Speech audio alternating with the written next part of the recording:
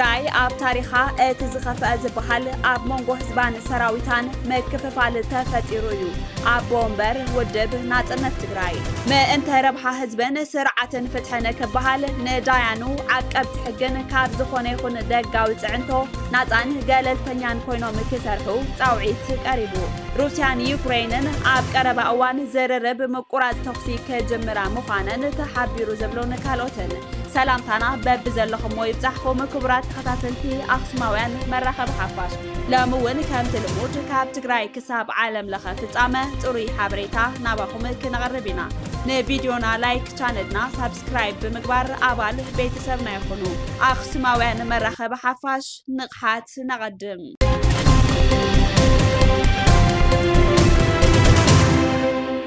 ትግራይ ኣብ ታሪኻ እቲ ዝኸፍአ ዝበሃል ኣብ መንጎ ህዝባን ሰራዊታን መክፍፋል ተፈጢሩ እዩ። ኣብ ቦምበር ውድብ ናጽነት ትግራይ ኣብ ህልዊ እዋናዊ ኩነታት ትግራይ ኣድሂቡ ንጋዜጠኛታት መግለፂ ዝሃቡ ኣብ ቦምበር ውድብ ናጽነት ትግራይ ናይ ብዙሓት ኣማራፅታት ዓዲ እያ። ሓደ ውድብ ጥራሕ ብሄረ ትግራይ ክውክል ኣይኽእልን። ሕዚ ከባብታት ትግራይ ብዞባ ከፋፊሉ ህዝቢ ሓድነቱ ከይሰምርን ክበታተንን ይግበረሎ። ብሰንኪ ብልሽው መሪሕነት ዝበልዎ ድማ ተጋሩ ኣብ ዝናብትን ተበቲኖም ንስንሳቶም ክረኣዩ ኮይኑሎ ክብሉ ተዛሪቦም። ኣብዚ ኩለ መዳያዊ ቅልውላው ንክትወድቕ ብዕለት 15 ወርሒ 5 2017 ዓ.ም ንባዕሎም ኮርን ካብ ኮር ንላዕልን ኢሎም ዝፅውዑ ላዕለዎት ወተሃደራዊ መራሕቲ ውግንነኦም ንሓደ ህወሓት ምዃኑ ዝገለጽሉን ሓላፍነት ዝጎደሎ ከይድን ውሳነን ማህተም እናመንጠልካ መንግስታዊ መሓውር ናይ ምቁፅጻር ካብ ዝወሰድዎም ስጉምትታት እዮም ይብል እዋናዊ መግለፂ ውድብ ናጽነት ትግራይ። እዚ ተግባር እዚ ድማ ናጽነት ህዝብና ክሽርሸር ናይ ሰላም ቅልውላውን ሞራላዊ ውድቀትን ክፍጠር ገይሩ እዩ። ትግራይ ኣብ ታሪኻ እቲ ዝኸፍአ ዝበሃል ኣብ መንጎ ህዝባን ሰራዊታን መክፍፋል ተፈጢሩ እዩ ክብል ኣብ ቦምበር ውድብ ናጽነት ትግራይ ዶክተር ደጀን መዝገበ ተዛሪቡ። ሕዚ እውን ጉጅለ ህወሓት ንውልቃዊ ድሌታቱ ክብል ናብ ዘየድሊ ጽምዶታትን ኩናትን ንምትሓል ላዕልን ታሕትን ክብል ይረአ ኣሎ። ብየማነ ጸጋሚ ዘለው ሓይልታት ጽንተት እውን ብሕጋውን መትከላውን ዲፕሎማስያውን ተሓተቲ እትገብሮም እምበር እትጻመዶም መጻምትኻ ኣይኮኑን ኢሉ ቤት ምኽሪ ውድብ ናጽነት ትግራይ ብዕለት 9 ወርሒ 9 2017 ዓ.ም ኣብ ዘካየዶ መደበኛ ጉባኤኡ ጸብጻብ 6 ኣዋርሕ ምድማዝ ጥራሕ እንተይኮነስ ህልዊ ኩነታት ትግራይ እውን ብዕቱብ ከም ዝዘተይሉ ኣፍሊጡሎ። ሕቶታት ትግራይ ሕቶ ምኽባር ሉዓላዊ ግዝኣት ሕቶ ምምላስ ተመዛበልትን ናብ ዝነበረቶም ምምላስን እምበር ንሓዲኦም ወኪላ ዳግማይ ናብ ኩናት እትኣትወሉ ምኽንያት የብላን። ስለ ዝኾነ ሕዚ ብስም ጽምዶ ኣሎ ዝብልዎ ወደኽደኽ ኣግባብነት የብሉን ክብሉ ኣገንዚቦም። ኣባላት ሓይልታት ጸጥታ ትግራይ ደጀን ትግራይ እዮም። ብሰንኪ ኣብ ፖለቲካዊ መሪሕነት ዘጋጠመ ምክፍፋልን ነዚ ስዒቡ ብዝመፀ ዘይግቡእ ስጉምትታትን ኣብ ሓደ ክጥርነፍ ዝግብኦ ሓይሊ ከይበታተን ክንቃለስ ኢና ኢሎም። ውድብ ናጽነት ትግራይ ኣብ ደገ ዝነብሩ ዲያስፖራ ተወዲቦም ንኽቃለሱ ጻውዒት ዘቕረበ ኮይኑ እቲ ኣብ እዋን መኸተ ዘርአይዎ ብሱል ዲፕሎማስያዊ ስራሕቲ ንኽደግምዎ መልእኽቲ ኣመሓላሊፎም ኣለው። ዶክተር ደጀን ኣብ መግለጺኦም ብሰንኪ ዘይእዱብ መሪሕነት ክብሪ ብሄራውነት ሃደሽደሽ ክብልን ትግራዋይ ብመራሕቱ ሓፊሩ ጸግዕ ዝኾኖ ሲኢኑ ኣደዳ ምብትታን ይኸውነሎ ዝበሉ ዶክተር ደጀን ውናት ከም ውድብ እዚ ንምቕልባስ ብሰላማዊ ቃልሲ መዋጽኦ ትግራይ እዮም ዝበሎም ስልትታት ሓንፂፁ ብምንቅስቓስ ኣብ ከተማታትን ኩሉ ከባብታትን ትግራይ ብሰላማዊ ሰልፊ ክቃለስ ምዃኑ ተዛሪቦም። ምእንተ ረብሓ ህዝብን ስርዓተ ፍትሕን ክበሃል ንዳያኑን ዓቀብቲ ሕግን ካብ ዝኾነ ይኹን ደጋዊ ጽዕንቶ ናጻን ገለልተኛን ኮይኖም ክሰርሑ ጻውዒት ቀሪቡ። ናጻን ገለልተኛን ቤት ፍርዲ ኢሉ እውን ጻምእ ፍትሒ ህዝብና ብዝተማልአ ኩነታት መልሲ ክህቡ ዝኽእሉ ናይ ፍትሒ ትካላት ምፍጣር ተወዳዳሪ ዘይብሉ ቀንዲ ተግባር መንግስቲ ምዃኑ መግለፂ ቅዋም ማሕበር ጠበቓታት ትግራይ ኣፍሊጡሎ። ከም ዝፍለጥ ኣብ ልዕሊ ትግራይ ዝተወልዐ ኩናት ስዒቡ ኣብ ልዕሊ ህዝብና ኩሎም ኩሎም ዓይነታት ገበን ዝተፈጸሙ እኳ እንተኾኑ ህዝብና ነዞም በደላት ብመዳይ ፍትሒ ክከሓስ እንተዳ ኮይኑ ልዕሊ ዝኾነ ይኹን እዋን ነዘን ናይ ፍትሒ ትካላት ነፃን ገለልተኛን ከምኡውን ብመስርሕ ሕጊ ተሓተቲ ዝኾናሉ መንገዲ ብምኽታል ድሕንነተን ውሕስ ኮይኑ ክሰርሓ ጥጡሕ ባይታ ምፍጣር ወዓል ሕደር ዝበሃል ጉዳይ ኣይኮነን ይብል ኣብ መግለፂኡ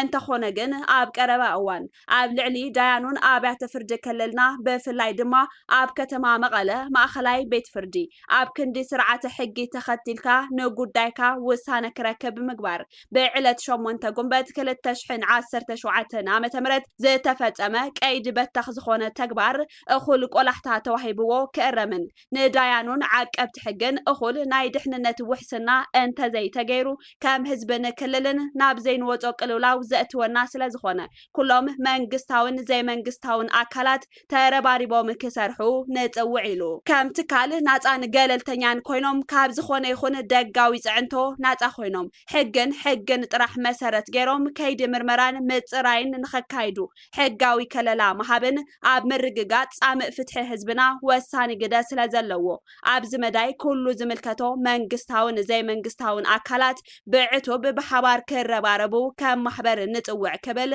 ኣብ መግለፂኡ ሓቢሩ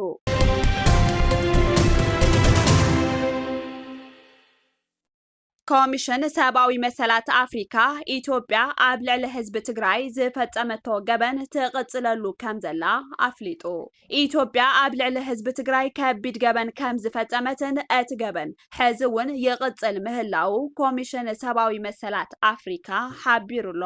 ኣብ ልዕሊ ህዝቢ ትግራይ ዝተፈጸመ ገበን ንምጽራይ ውዕሊ ፕሪቶሪያ ካብ ዝፍረም ኣትሒዙ ካብ ሲቪል ማሕበራት ተጋሩን ኣብ ትግራይ ብህይወት ዝተረፉ ሰባትን መረዳእታታት ኣኻኽብ ከም ዝጸንሐ ድማ ዕላው ገይሩ ኣብ ርእሰ ከተማ ጋምቢያ ባንጁል 8 ጉንበት 2017 ዓ.ም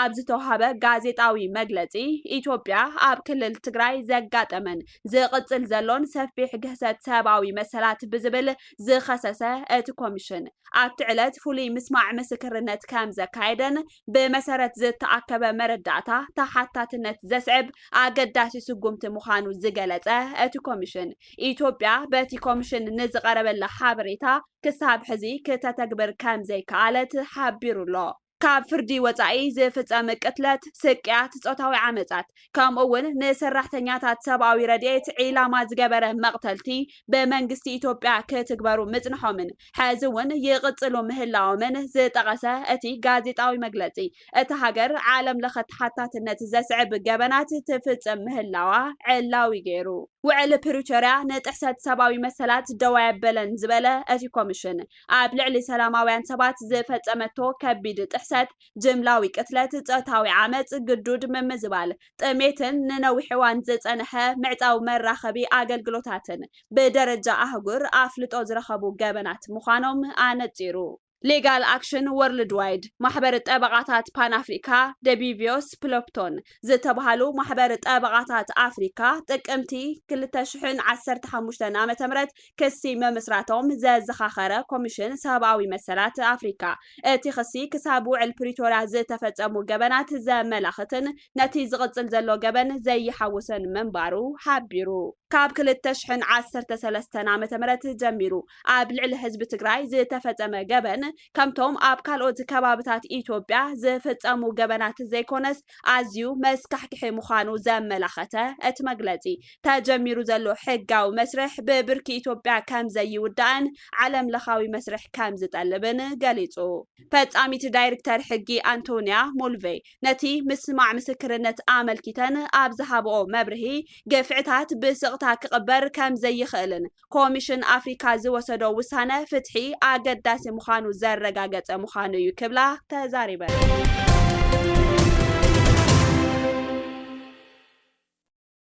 ጊዜያዊ መምሕዳር ትግራይ ነዚ ዘጋጠመ ጥፋትን ኣብ ልዕሊ ስርዓት ዳይነት ዘንጸላለወ ሓደጋን ብዘላቕነት ንምፍታሕ ልዑል ትኹረት ሂቡ ከም ዝሰርሕ ኣፍሊጡ ኣብ ዝሓለፈ ዓርቢ 8 ጉንበት 2017 ዓ.ም ማእኸላይ ቤት ፍርዲ ዞባ መቐለ ኣብ ቅትለት ንእስቲ ዘውዱ ሃፍቱ ኣመልኪቱ ኣብ ዝወዓለ መጋባያ እቲ ኸይዲ ስርዓት ዳይነት ብሓይሊ ተረብሹ ክቋረጽ ተገይሩ እዩ ሎሚ ጉንበት 12 2017 ዓ.ም ድማ ማእኸላይ ቤት ፍርዲ ዞባ መቐለን ናይ 7 ክፍላተ ከተማን ኣብያተ ፍርዲ ተፈጢሩ ብዘሎ ስጋት ምኽንያት መፍትሒ ክሳዕ ዝግበረሉ ግልጋሎት ዳይነት ጠጠው ከም ዘበላ ኣፍሊጠን ኣለዋ እዚ ከምዚ ዝኣመሰለ ስርዓት ዝሃወኸን ኣብ ውሽጢ ቤት ፍርዲ ዝተፈጸመ ናይ ዕስለ ተግባር ኣብ ትሕቲ ዝኾነ ይኹን ኩነታት ተቐባልነት የብሉን ጥራሕ እንተይኮነስ ኣብ ልዕሊ ትካላት ፍትሕን ስርዓት ዳይነትን ትግራይ ዝተፈጸመ ቁሉዕ ጥቕዓት እዩ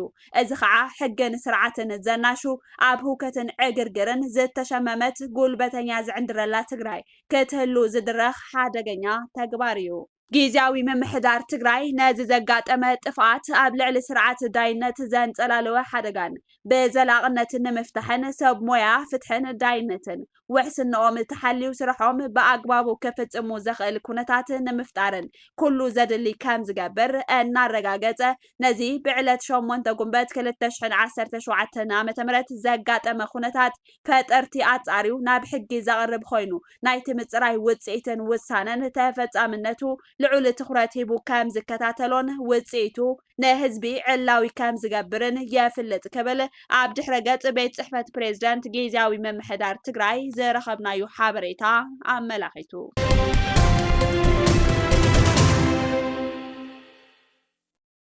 روسيان يوكرين ኣብ ቀረባ እዋን ዘረረብ ምቁራጽ ተኽሲ ከጀምራ ምዃነን ተሓቢሩ ፕሬዝዳንት ኣሜሪካ ዶናልድ ትራምፕ ሩስያን ዩክሬንን ኣብ ቀረባ እዋን ዘረረብ ምቁራጽ ተኽሲ ከጀምራ እየን ኢሎም ትራምፕ ነዚ ዝገለጹ ትማሊ ምስ ፕሬዝዳንት ሩስያ ቭላዲሚር ፑቲን ብስልኪ ኩናት ከብቅዕ ዘኽእለሉ መንገዲ ድሕሪ ምዝታዮም እዩ እቶም ፕሬዝዳንት ድሕሪ ናይ 2 ሰዓታት ናይ ስልኪ ዘረረብ ሩስያን ዩክሬንን ብዘይ ወዓል ሕደር ናብ ድርድር ተኽሲ ዶም ምባል ከም ዝኣትዋ ኣፍሊጦም ትራምፕ እቲ ዘረረብ ጽቡቕ ከም ዝኸደ ድሕሪ ምግላጽ ኣብ መንጎ እተን ሃገራት ዘላቒ ሰላም ንምፍጣር ድርድር ብቁልጥፍ ክጅመር ኣለዎ ተባሂሉ ትራምፕ ብተወሳኺ ምስ ፕሬዝዳንት ዩክሬን ቮሎዲሚር ዘለንስኪ እውን ብዛዕባ ዘረረብ ሰላም ከም ዝተዘራረቡ ቢቢሲ ሓቢሩ ፕሬዝዳንት ትራምፕ ቅድሚ ምስ ፑቲን ብስልኪ ዝገበሮ ዘረረብ እቲ ዘተ ኣብ ዩክሬን ዝካየድ ዘሎ ደማዊ ኩናት ንምቁራጽ ሓቀኛ ፍታሕ ከምጽእ ምዃኑ እምነቶም ገሊጾም ምንባሮም ይዝከር ክቡራት ተኸታተልቲ ኣክሱማውያን መራኸቢ ሓፋሽ ናይ ሎሚ ዕለት 12 ወርሒ 9 2017 ዓ.ም መድላዋት ዜና ኣክሱማውያን እዞም ክትከታተልዎም ዝጸንሕኩም ይመስሉ ነይሮም ሕርያኹም ንዓና ስለ ዝገበርኩም እናመስገና ምዝተረፉ መድላዋት ኣክሱማውያን ቴሌቪዥን ሰናይ ጻንሒት